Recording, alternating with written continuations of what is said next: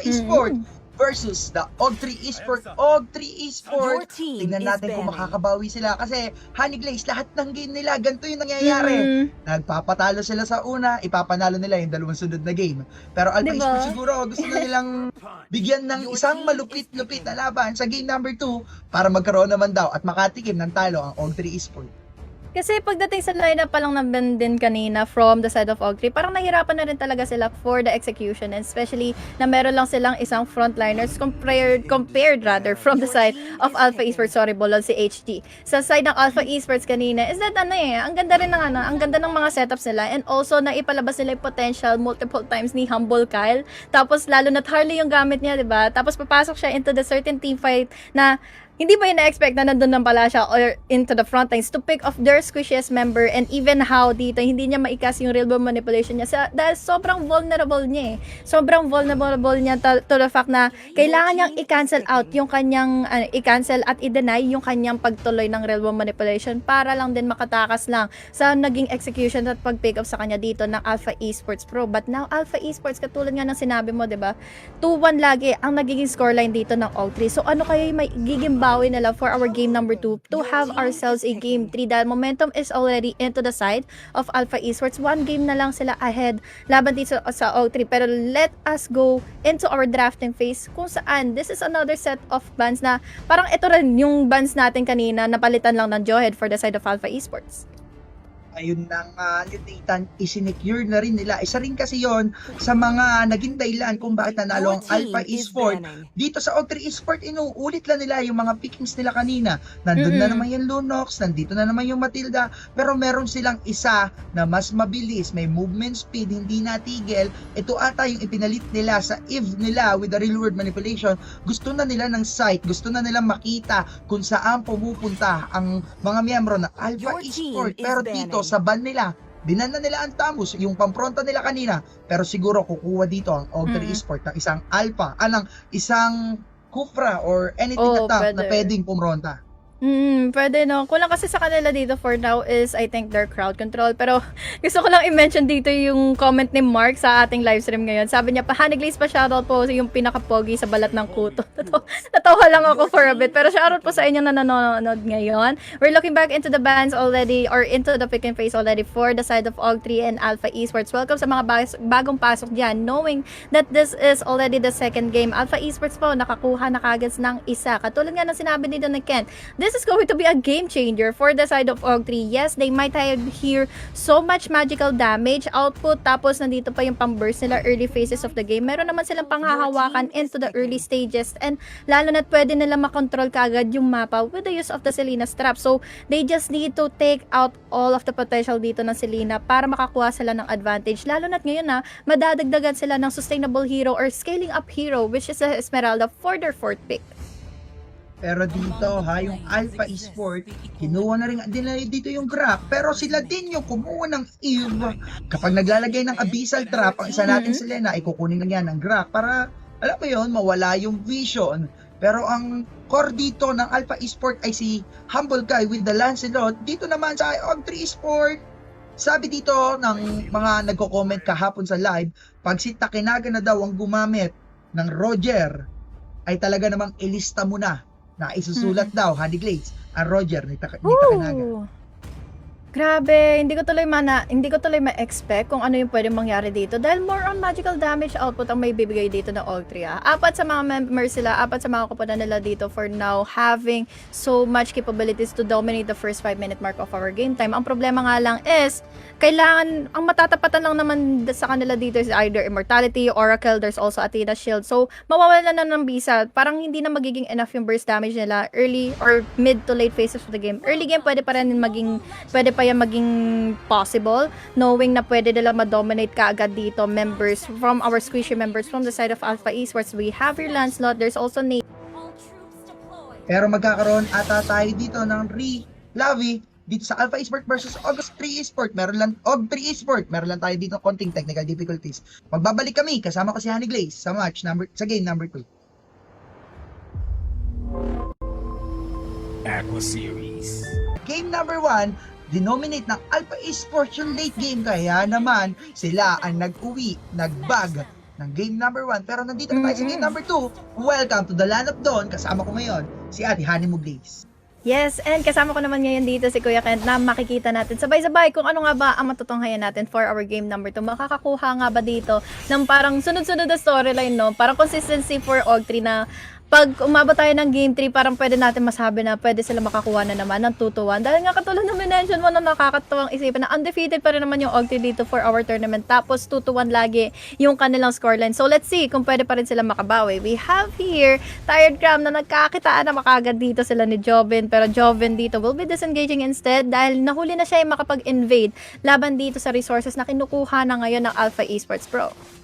Mas mabilis dito yung AUG3 Esport kumuha ng Lito Wanderer sapagkat yung isa nating sa Lena tinulungan ang isang Roger na kunin yung kanyang purple buff within his abyssal trap.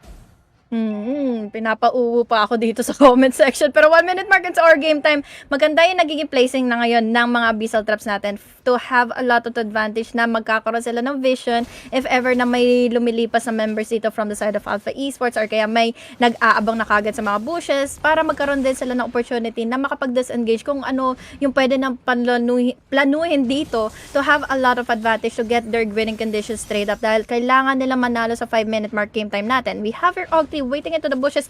Look at the abyssal arrow though, connecting into one. Nandito naman yung torn throws na ibinigay ngayon ni Humble Kyle para maiperso na dito ang members ng AUG3 na makatakas lang din muna or zone out lang muna sila dito para hindi sila mabigyan ng casualty. We have here the following members then of AUG3 na medyo namumuo na dito na nagkakaroon na rin ng tension knowing that we have here a second remaining for another Lord to respond into our first 2 minute mark. Kailangan tumama agad yung mga abyssal arrow ni How dito para maging mas kapaki-pakinabang yung iba nating mages dito sa AUG3 Esport dahil pag hindi yung tumama, hindi nila mag-burst agad-agad ang Alpha Esport. Pero yung Turtle, nakuha agad ng Lancelot ng ganun kadali, pinax out lang nung Grak at ayun, ng AUG3 Esport, nagbakan na. Nagkakaldagan na kagad sila dito, no? Pero if ever na may makuha na kagad silang kill, ay, eto pala ang gusto ko i-mention din, na 2 minute mark pa lang na lumilipas yung ating game number 2. Tahimik pa rin yung mapa dito, pero eto yung hindi natin magugustuhan for the composition kasi of AUG3. They need to have at least a pick off agad for the first 2 minute mark game time para makakuha sila ng advantage to the mid phases of the game. Maipon nila yung items nila dito, mapwesa nila Alpha Esports na maging passive-aggressive, but looking into the positionings and also the strategies kasi dito ng Alpha Esports, maingat sila, alam nila yung composition, alam nila yung magiging strategy dito, parang pinaglalaroan, sinasayaw na lang nila dito yung members ng AUG3 na yes, they might have here the Grak para makapag-zone out and also go in for the invades, pero looking back into what is happening at the very moment, mas gusto nila yung clash potential na kaya na lang ibigay dito, ipanalo laban sa AUG3, but now, tingnan mo Kenta, masyado na malalim dito si Elo Hardy. Masyado na nga daw malalim si Elo Hardy. Pero isang matinta kasi yan eh. Isang second skill lang, sabay flicker ay makakalis na agad yan sa pit na iyon. Pero yung Roger dito, may bakbakan na naman ata mangyayari. Ang ganda ng one charge na binigay ng isa nating Grak. Pero siya pa rin yung ma-first blood. Wala pa masyadong damage yan. Nathan natin. Kaya naman mag-disengage lang. 3 minute mark pa rin lumilipas dito. We have here the potential first blood. Nandito naman si Humble Kyle to go in for the finisher. Laban dito kay Elo Hardy. Pero hindi pa rin naman sila magkakatagpo, magkakalanda. So now, ayan na, bigla ang na yan na para hindi nila malaman kung kailan ako mag-uwi. Pero yun na nga, first 4 minute mark into our game time. Bakbakan nagkakaroon lang naman ng prasuhan dito onto the bottom lane. We have here the Esmeralda laban sa isang barat na, alam mo yun, magkakatapatan lang sila eh. Mag-clear out lang muna ng mga minion waves, hindi muna sila magkakatapat. But now, we have here still the second level lord. But onto the top lane daw, mainit ka agad dito si Kaya. Gustong-gusto ng Hugante laban sa Alpha Esports. So now, we're going to see another situation into our Riverside. There's a potential of them going in for the contest. Falling Starmon, tamang-tama yung timing dito ni Tired Cram going in for the usage of his ultimate para magkaroon ng advantage dito laban sa isang Esmeralda. The Abyssal Arrow is not connecting into Humble Kyle. Napagamit lang din kagad siya dito ng kanyang Thorn Rose to disengage. There's also Elo Hardy here going in for the response onto the top lane. Gumamit na kagad dito ng entropy to have a lot of damage output laban dito kay Elo Hardy. But now, we have AUG3 getting in another kill laban sa mga kupanan natin from the side of Alpha Esports, and they will be proving to us na kaya pa rin nila manalo kahit na ganito kalambot yung kanilang item or kanilang composure. Napakahalaga talaga dito ng decision making dito pagkatapos kumuha ng turtle ni Humble Kyle. Pinili nilang i-push yung bottom lane pero dumating yung Esmeralda para i-dep. Yung Roger naman nagamit ni Takanaga, kinuha yung purple buff ng isa nating Humble Kyle para naman daw hindi mabilis ang mana niya, hindi mabilis yung mga cooldown ng skills niya. Marami silang pinag-iisipan dito at pinatay pa nila si Angry Bird. Ayaw nilang bigyan or si Cold Snap, ayaw nilang bigyan ng buwela dito yung Alpha Esports para hindi mangyari yung nangyari sa game number 1. Oh, nandito kagad yung power of nature. Nandito naman yung knockoff, real world manipulation all the way from the backline. Sumakasok naman dito si Humble Kyle going in for the 2K. Let's see kung makakakuha pa rin ba siya ng pangalawang pagkakataon. Ma-pick off dito sila Elo Hardy. But now, nahabol pa rin niya dito. There's also the damage output. But dito naman yung guiding wind and also the soul bloom. Void Crystal para may dominate siya further. And now, we have our Angry Bird naman na makakakuha ng pangalawang kill na yon. Laban sa side ng AUG3, they may be able to dominate this top lane kapag hindi naging wais at hindi naging maingat dito si how to defend in this first tier turret. But unfortunately, hindi na nila ma-defend to further since there's the minion waves and apat kasi nag-iintay kagad for the side of Alpha Esports. Nagutom na ang Alpha Esports makatikim ng 3 points ngayon linggong ito sapagkat tatlong sunod-sunod na silang natatalo sa tournament na ito. May isa pa lang silang panalo at gusto nilang dagdagan yon para hindi sila malaglag sa qualifying rounds natin, sa playoffs natin. Pero dito yung Barats natin ibigyan ng kaunti-kunti ng AUG3 Esports at una-unahan na naman sa pagpwesto dito sa may Oh, power of nature. Nandito yung wall charge kaagad. Nandito naman pagpasok ng Lycan Pounds coming to you by that Roger. Nandito yung cold snap natin to use and the real manipulation, power of nature, falling Starmon. There's also the damage output given to you by Takanaga going in for the double kill. And now we have your Angry Bird into a disengage. And nahabol na kaagad siya dito na pagpasok nila Takanaga. Humble ka naman dito. Will try to secure in this first year's purple buff. But unfortunately, tatlo kasi nakaabang kaagad for the side of AUG3. Look at here! The damage output coming to you by the Chaos Assaulto Zone Auto member from the side of Alpha Esports and AUG3 dito. They want to win in this game number 2. They have so much advantage to win a lot of facing and also their impact laban dito sa Alpha Esports. So, ka na lang talaga pagdating dito sa possible impact na may ipapanalo na ng AUG3. Pinagbigyan ko na kayo, ha? Napapauwo dito si Ate Honey Glay. Sabi nyo kasi kapag may highlights ay bigla ng uwo pero binigyan ng team AUG3 Esports ang Alpha Esports na isang ganun na lang, isang clash lang pala kailangan ng AUG3 Esports para lumamang dito sa mapa, para lumamang sa pagiging aggressive dito sa larong ito. Pero dito 47 seconds na lang, lalabas na yung ikatlong turtle natin pero magbabakbakan agad dito. May circling eagle na nilagay, may real world manipulation pero walang tinamaan halos. Ginamit yung flicker out na Matilda para hindi siya mamatay at mukhang AUG3 Esports naman ang babanat ngayon. Samantala, Takanaga using in already his ultimate form to go in for the aggressive pushes, but looking back here, we still have here the sustainability na meron ilatag dito si Tired Gun. Lalapag naman din dito si Joven with the use of the falling star mode. Papasok na rin naman dito with the use of the wall charge, zoning out the members from the side of AUG3 and enough na yun. Kontento na sila sa mga na-pushback nila dito laban sa side nga ng Alpha Esports. So now, ibang reset naman ang gagawin nila dito to get in a lot of resources. 8-minute mark, mukhang natutungo tayo at nagiging pabor na dito yung winning conditions straight up by the side of AUG3. Mukhang nakakatakot na dito si Takanaga sapagkat meron na siya dito mga core items. Kung makikita natin direct yung items, ay makikita natin halos ni 3 or 4 ng item yan. May Windtalker na siya, may War Axe na siya at mukhang papunta na siya sa DHS. Mararamdaman na ni Targram at ni Lonely RD yung mga damage output ng isa nating Roger. Pero dito sa may purple back, nagbabakbakan na nila. Pero pitikan lang daw, sabi ng AUG3 Esports, disiplina kailangan natin ipakita sapagkat nasa atin na ang momento ng game. Kung kanina Alpha Esports ang nagdidikta ng laro, ngayon AUG3 Esports na. Ang hirap din kasi dito for the side of Alpha Esports, no? Wala silang panggante, wala silang pang counter-initiate to go in for the burst damage din laban dito sa AUG3. Compare naman dito sa lineup kasi ng AUG3, pero bago lahat ng yan, numaragasa kagad dito with the guiding winds and Takanaga all in favor of the positioning sa nilalatag na kagad dito nila Elo Hardy. Nandito na kagad yung drop walls. There's also the opportunity for Tired Gram to zone them out further. Pero ang ninanais kasi dito ng AUG3 is the secondary turret here into the top lane. Pero tingnan natin kung magiging successful pa rin ba sila. Nice usage of the power of nature pressure para ma-disable niya lang din yung capabilities na ma-stun siya kaagad ng abilities dito with abuse of the Abyssal Arrow. Still 10-minute mark of our game time. Parang nagkakatansyahan pa rin naman sila dito onto the top lane para makita ba ng AUG3 kung pwede madala dito ma-dominate yung Alpha Esports Pro onto the top lane. And once again, dito pa rin naman sila tumutungo compared sa mga nagiging pasuhan na kagad dito ng Alpha Esports. They want to dominate up against the side of Jobin here into the bottom lane. Isang measurement placing ang kailangan dito ng Alpha Esports at AUG3 Esports. Lalo na dito sa key to victory ng AUG3 Esports. Lahat sila ay mages.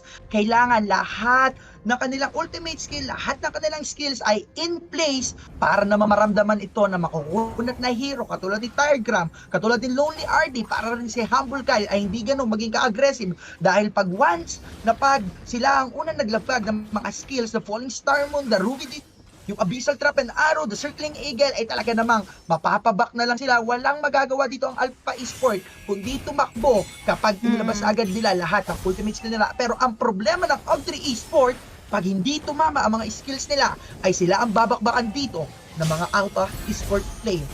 Nandito na kagad yung Thorns Rose to zone out to poke up a lot of damage output to the side of AUG3. Tingnan natin kung magpapatuloy pa rin sila dito for the Lord take. There's the river manipulation. There's also the pick off na ginawa ngayon ni How. Going in for another one dito ang members from the side of AUG3. Pero unfortunately, nandito naman yung pag-pop off na kagad ni Humble Cat. There's also the popping off potential coming in from Takinaga using the Lycan Pulse to go in for the dominating place. Laban dito kay na Cold Snap. There's also as well the response na ginawa na ngayon ng Falling Star, but it won't be enough. The immortality pops in, but now with that shutdown, wipe out ang may bibigay for the side of Alpha Esports, and we have so much open opportunity for the side of AUG3 na mai-secure dito yung first level Lord.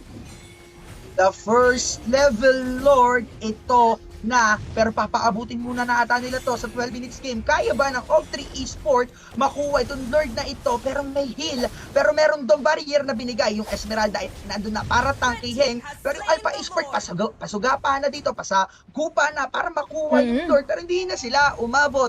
Ang ganda nung sinabi natin placing ng mga skills ng mages ng AUG3 Esports. Sabi natin, pag nailagay nila yan, mawawala lahat ng buhay ng Alpha Esports, at naandon si Takinaga para linisin yung kalat na iniwan ng mga miyembro ng AUG3 Esports at itapon sa basurahan ang mga miyembro ng Alpha Esports.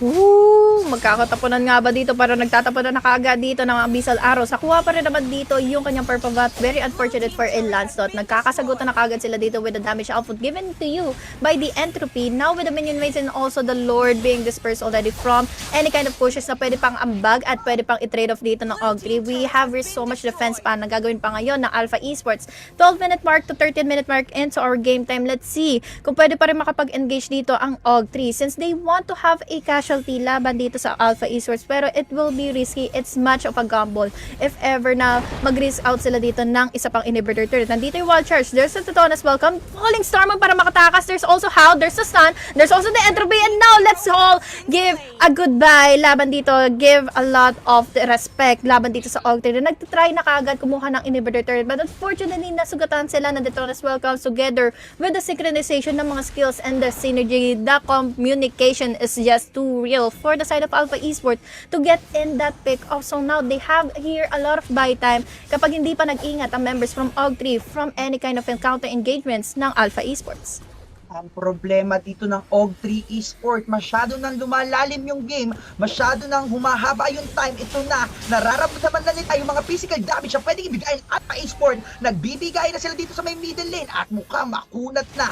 Nararamdaman na nila, tatatak na yan sa sistema nila na medyo masakit na yung mga physical damage, physical output na binibigay ni Angry Bird, ni Lonely RD at saka ni Humble Kyle. Hindi pa pinapakita ni Cold Snap ang kanyang real world manipulation at alam ng AUG3 Esports na kaya silang i-burst down ng mga physical damager na ito. Alam nila na panay pang mage yung buo nila, panay magic damage yung buo nila, wala pa silang pan defense dahil panay magic physical magic attack ang ginagamit nila, pero dito sa may bottom Real lane manipulation nandito na rin kaagad yung falling Sarmon all the way from the backlines. Is Sakinaga to go in for the Lycan Pulse, pero hindi niya naabutan kaagad dito si Cold Slap using in already the flicker, but it's still connected with the Lycan Pulse. There's also the Void Crystal, and very unfortunate enough for the side of Alpha Esports, nabawasan na kaagad sila ng isa. Nandito naman yung pangalawa na. Is this going to be a savage though? Nandito yung Phantom Execution, pero nandito naman yung sustainability na meron ngayon si RD going in for another Soul Bloom, and also the damage output, and also the guiding wind dito si Elo Hardy to go in for the push, pero nakaligtas pa rin naman dito from any kind of cash din maidadagdag pa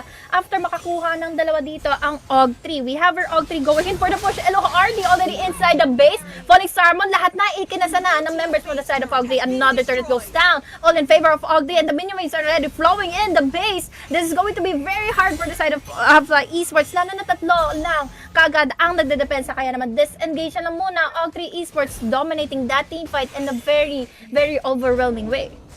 Akin Naga, hindi pa siya namamatay dito sa game na ito. 9-0-3 na ang kanyang statistic record, pero ang Alpha Esports nakakapag-buy time pa pag ito Honey Glaze ay umabot na sa 18 to 20 minutes ng laro. Kahit harapan ng Alpha Esports, yung mga damage output ng AUG3 Esports ay kakayanin na nila yan. Ang problema pa ng isang AUG3 Esports dito, kapag lumabas yung damage output ni Angry Bird, kapag naramdaman na nila yung mga physical attack niya, yung attack speed plus the physical attack damage, yung critical, ay talaga naman mapapabak sila at hindi na sila makakapronta. Pero dito, yung key to victory ng AUG3 Esports naman, kailangan lang nilang unang lapagan ng skills, dahil pag una sila nakapaglapag ng skills ay tapos na ang pangarap ng Alpha Esports team.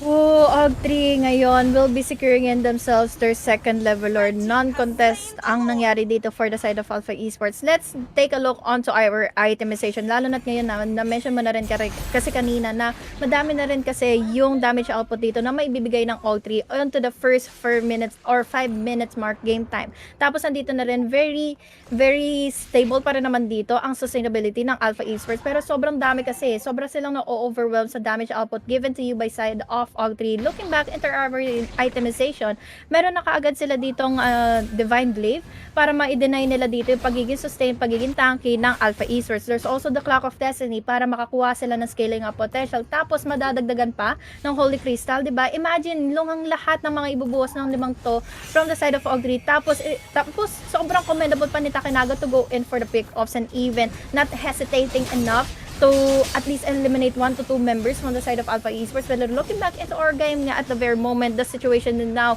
very crumbling though. It's going into a landslide for the side of AUG3 dahil nabawasan kaagad sila dito ng immortality from Elo Hardy. So now they will be the ones backing off. The Lord is now dispersed. Nandito yung mga rocket launchers though, pero papasok pa rin naman yata sila into a pick-off dahil nabigyan nila ng damage output dito si Cold Snap. Looking at him barely surviving that clash and the pick-off and the damage output ng members from the side of AUG3. So now this is such a buy time for Alpha Esports to come back up stronger laban sa AUG3. Pero tingnan natin ngayon na medyo naging maasim na rin naman dito si Tired Gram, lowly RD as well. But still, alam naman natin yung Barats nandito yung capability to sustain the damage output given to you by Jobin, pero kapag kasi nag-overextend ka, that is going to be a punish. Looking back, pwede pa rin naman yata sila maka-disengage, and yes indeed, wala rin naman kasing crowd control dito ang AUG3. Dito sa natin Baras, pero Royal Manipulation na cancel. Ginamitan na Circling Eagle na Matilda at sino mamamatay?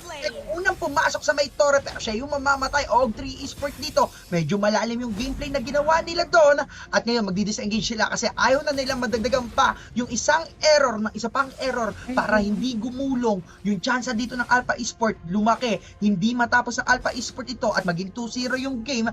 Ang problema nga lang, habang tumatagal ang game, nag-i-scaled na yung mga hero ng Alpha Esports, tumataas na lahat. The defense mechanism, the attack mechanism, yung damage ng mga mages natin ay nababawasan na dahil yung mga item equipment nila ay naandun na rin. Pero tignan natin kung paano tatapusin dito ng AUG3 Esports. Maghihintay pa ba sila ng Lord o tatapusin na nila within the minions? Cold Snap dito kagad na ambansehan ng kanyang Abyssal Arrow na dito na rin Takinaga all the way from the backlines and they will be going in for the punish laban dito ka na Humble Kill. The Mortality pops in pero nandito pa rin naman yung damage about given to you by Takinaga. Getting it a legendary kill. Now it's a -2 already for the side of Alpha Esports. Barats na lang ang natitira dito into the middle lane and they will be disengaging instead dahil we're waiting in. We're looking at the 40 to 50 seconds game timers or death timers rather para makabalik sila dito into our land of dawn. Napakahirap na kagad nitong tumutungo. Napakahirap na kagad ilatag ng winning conditions dito ng Alpha Esports lalo na gusto pa rin naman nila ng isa pang pick off laban dito sa Alpha Esports. The Abyssal Arrow is now casted. There's 4 members going in for the persuasion here into the middle lane. Papasok naman dito si Jovin using in the falling Starmon all the way from the backlines is Tired Cram pero unfortunately there's a damage shot given to you by Kaiha using in the Just DK as assault. Tapos nandito na kagad yung pag-pick off nila laban sa apat. And now, that was such an almost a wipeout kill na laban na dito ng AUG3 up against the side of Alpha Esports. They will be getting in themselves a game number 3 into our first match. Game number 3, sabi ko naman, Honey Glaze, ganan lagi yung pinapakita ng AUG3 Esports.